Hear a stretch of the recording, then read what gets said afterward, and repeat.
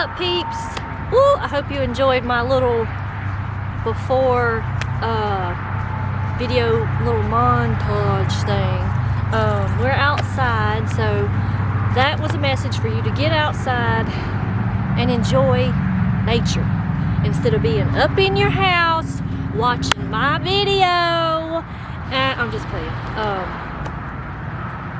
But really, seriously, go outside, enjoy nature, drink all your water. I'm learning that from Christina Randall, so she will definitely inspire you and also scare you because she's a true crime teller. But anyways, I'm gonna finish reading. This is part 2 to the story that I got rudely cut off because of my camera wanting to rest in peace, the battery. It's charged. So we're gonna finish this Bigfoot thing, okay? And what better way to celebrate it than sitting in the trees? Which I'm not in the woods, I'm in a field, sort of. But you get it. Like, this is a good place to finish telling the story. So I'm watching. If you see me look over there, I'm watching my children, making sure they don't do anything stupid. Like go in the woods and get attacked by Bigfoot. So anyways, let's get into this, okay? Let's finish this up, okay? Okay, now, I know where we left off. So the last place we left off was about his unforgettable smell. And I had to say, you know, I had to add in there with his glowing eyes, you know, with his mood swings. But yes, his smell is putrid. It's disgusting, so we know this. Okay, now, moving on. Although the majority of recent sightings have occurred in the Pacific Northwest, credible accounts of encounters with Bigfoot or the discovery of its tracks have been received from all parts of North Carolina over the past half-century. Because of the vast areas of rugged wilderness that still exist in the mountains, it is easy to understand why western North Carolina has been a popular place for reports of Bigfoot activity. A long-standing tradition of Swain, Jackson, and Haywood counties tells of the Boojum, the Bigfoot of the Balsams. This legendary half-human, half-ape creature allegedly roamed the Great Smokies in the 19th century. One of the first published articles concerning a Bigfoot-like animal in North America appeared in the Boston Gazette in July 1793. Okay, hang on. This account told of a creature that has been observed in the Bald Mountains, a range shared by Yancey County and several other counties in North Carolina and Tennessee. The article contained a detailed description of the beast. This animal is between 12 and 15 feet high and in shape resembling a human being, except the head, which is equal in proportion to its body and drawn in somewhat like a terrapin. Its feet are about 2 feet long and hairy, which is of dark dun color. Its eyes are exceedingly large, like, you know, big eyes, big old eyes. After a brief sojourn at the summit, the men began the trip down the mountain. Approximately a half mile into the descent, their headlights illuminated a steep snowbank as the vehicle made a sharp turn. There in the snow were a number of large, deep impressions that led up the bank and into the mountain forest. Because the night was very dark, okay, then my memory card got full. It's like something does not want me to tell you about this Bigfoot. I mean, God. Anyways, because the night was very dark, the men could not study the strange marks closely. They resumed their descent after agreeing to return to the site in daylight. The men came back the next day to examine the tracks and the surrounding landscape. They measured the snow depth at 18 inches and the tracks extended all the way to the bottom. Faint outlines in the two tracks closest to the road appeared to be toe marks, but not those of a bear since there were no claw marks. Shocked by what they saw, the friends concluded that the impressions had been made by a bipedal animal. To investigate the tracks leading up to the steep bank, the tallest of the men, an athletic fellow who stood 6'2", climbed the incline in 8 strides, but whatever left the footprints had accomplished the same climb in just 2 steps. Above the slope, the creature had walked over a fallen tree limb 3 feet above the ground without altering its stride. After taking into account some melting of the snow at the impressions, the men calculated the footprints to be 14 inches long and 7 inches wide. That's wild. Although the Mount Mitchell party did not see the creature that left the unusual prints, 2 men traveling to Virginia through the same area just after midnight on November 15, 1975, came face to face with a beast they believed to be Bigfoot. Their headlights revealed a large thing sitting in the middle of the road about a quarter of a mile ahead. Slowly they drove to within 10 feet of the animal. Suddenly it stood up on 2 feet. The eyewitness who filed the report was an experienced hunter who had roamed this portion of the North Carolina mountains for many years.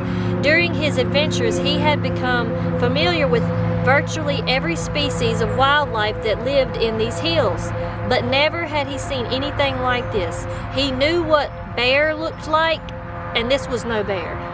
Staring at the thing in utter disbelief, the fellow was mortified with fear. Okay, this is what happened to my cousin. He's an experienced hunter. He's been hunting years, okay? And when he was in the woods, he saw those 2, it was just really weird. He knew it wasn't bear. He knew it wasn't 2 men dressed up, but it was too tall. It's really wild. I really want to make an effort to go film in that area and just, I need to get him to help me and see if he can walk me through where he was and everything. That'd be so cool. But and maybe even set up night vision cameras or something. See, because for some reason there hasn't been any more sightings, and I don't know if Bigfoot stays in the same area. I'm not sure how he roams. If he leaves, and just do they live in one area, or do they move around and just nomads, just keep moving? That'd be something to ask a Bigfoot expert, which, it's really interesting. Before the creature walked away into the woods, the 2 occupants of the vehicle got a good view of it in the headlights. Covered in black fur, it possessed broad shoulders and arms that stretched to its knees.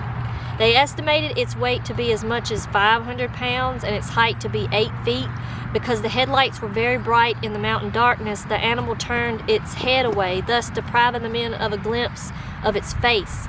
For a brief moment, they were afraid that it was going to jump on the hood of their car. Instead, it bounded away, maintaining a stooped position. It needed only 4 steps to cover 25 yards. About the time of this sighting, residents of the area reported unusual animal sounds, strange smells, and spooked pets. Scarcely a week goes by without a supermarket tabloid offering a front page story about Bigfoot. These stories do little to lend credibility to the belief that this creature actually exists. Accordingly, until a live specimen is captured or a legitimate corpse is produced, Bigfoot will remain a cryptid. But that as it may, a human-like creature with enormous feet has been sighted in the mountains of North Carolina from the earliest history of the United States. Could it be anything but Bigfoot? That's the end. So, I know I've made a Bigfoot video before. Bigfoot is something I've always been interested in, and I'm sorry, I believe that there is something out there. I know he is just a cryptid as of right now because there's no proof other than just like counting, you know, people's sightings and experiences. And you know, for most it could be, you know, just attention, like, oh yeah, I seen it, or for some, but for most, I mean, you can tell that if they saw something that was creepy. If I saw a Bigfoot, I mean, I don't know. It would be something I would run out and tell the world. I mean, I would be like, I saw it. Like, I saw it. You have proof? No, but I saw it. Like, my brain saw it. I don't know. I don't think anybody will ever be able to catch Bigfoot, like, unless, I would hope they wouldn't kill it, because, you know, I mean, that's messed up. But some people think that Bigfoot is like a time traveler, and he, like, Bigfoot can just enter this realm and then, you know, somehow go into like this time thing and go into another. Like, I'm not shooting that idea down. Is Bigfoot alien? Like, you know how we perceive aliens, which, I don't know. My mind's going into these different, so I know that they have, supposedly the government has had alien corpses, but what if there is different types of aliens? Like, there's different types of us, like, maybe there's aliens that look, you know, like, and then there could be some that's like Bigfoot. I mean, that would have to be a big shift. I don't know. I don't know. It's weird. Is Bigfoot a different type of Native American that just didn't become civilized? I don't know. I'm just rambling at this point because I don't know. We don't know until we catch one, do no harm to, which that's going to happen. If one gets caught, there's going to be scientific studies and poking and probbing and all of that. It's going to be, you know, because we're just trying to figure out, you know, what it is, you know. I would be really excited if we did catch one, though. But, you know, if you've had any Bigfoot experiences or sightings or sounds, like maybe not seen a Bigfoot but had sounds that was like a Bigfoot, maybe you were in the woods and you hear a big pound, you know, against a tree, you never know. I mean, it could have been Bigfoot. We don't know. If you've ever had something thrown at you in the woods, maybe just you're walking through there and just, you know, I mean, Bigfoot has been known to throw rocks at people for whatever reason. So maybe that's the case. I don't know. So far, I've not had any. The woods around my house is pretty deep, pretty creepy.